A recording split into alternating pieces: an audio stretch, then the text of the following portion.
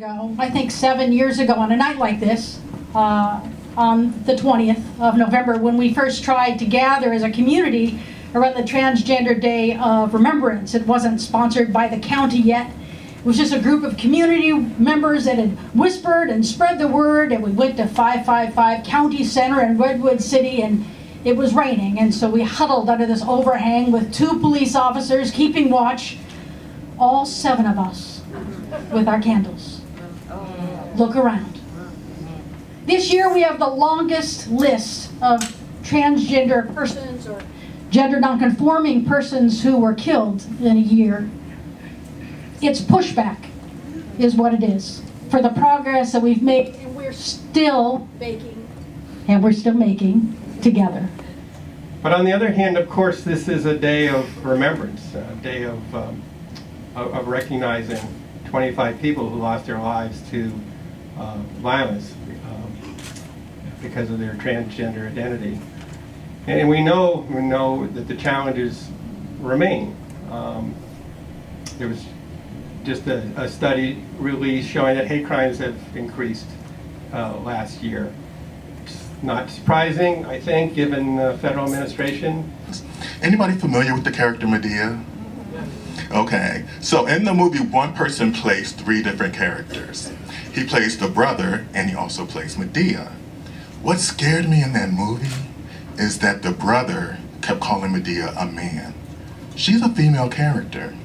And I'm thinking, wow, people are sitting here eating popcorn and not paying any attention to this evil. All through the movie, he's talking about her prostate, referring to her privates.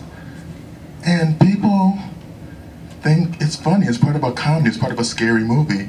But the thing the scariest thing to me, maybe nobody else ever really paid attention to. So, that's a problem. It's a subtle thing that holds a lot of impact. You know, people hear that stuff and they think it's okay. It's okay to make fun of a big girl and say she has a prostate. It's okay to make fun of a big woman. Probably the biggest woman anyone has ever seen. But we cannot talk about Transgender Day of Remembrance without acknowledging that racism, bigotry, misogyny, and patriarchy play an intricate role in the experience of many trans people, especially among transgender women in this country. Since coming out 3 years ago, unfortunately, I've known a handful of transgender and gender diverse colleagues, both in public and private organizations, move to another county. Many of them felt unsupported in their work.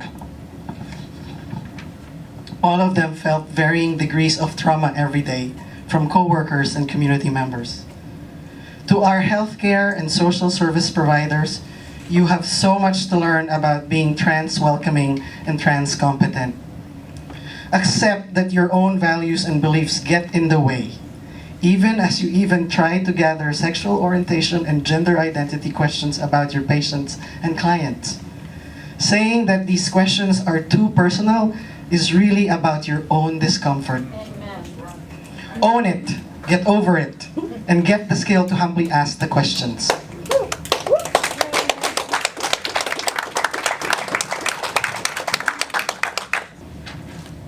As I've said before, and I will say it again, be kind to others. Be kind to others, especially when you feel that you have nothing in common with them. If you are kind to others, there's a much higher likelihood that they will pass that kindness to the next person. It's like the ripple effect of random acts of kindness.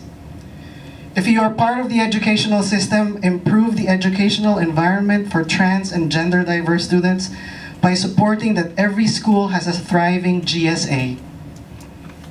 See to it that the FAIR Act, requiring better representation of LGBT community in history, is successfully implemented in schools.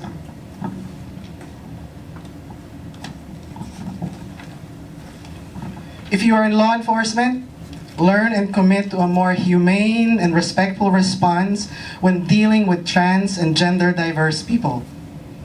Learn how implicit bias impact policing practices and policies. If you are in the media, Samantha, my friend, Reference positive, inclusive stories about trans people.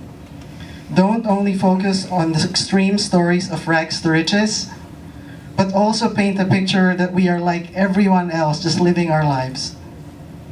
If you're an employer or lead or manage organizations, it is a must that you hire trans people. Don't just hire individuals even if they are trans, but hire them because they are trans. Create pathways and opportunities for trans people to succeed, thrive. Hold on to that thought. And move up in their professional careers by tailoring efforts that align with their experience. Enough with the one-size-fits-all mentoring and succession planning. Enough with saying that you value inclusion, but only when our ideas match well with yours. It's like inclusion tied to a prenup.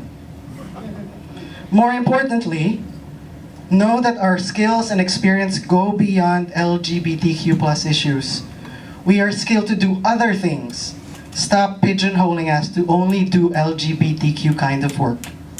We know more than that.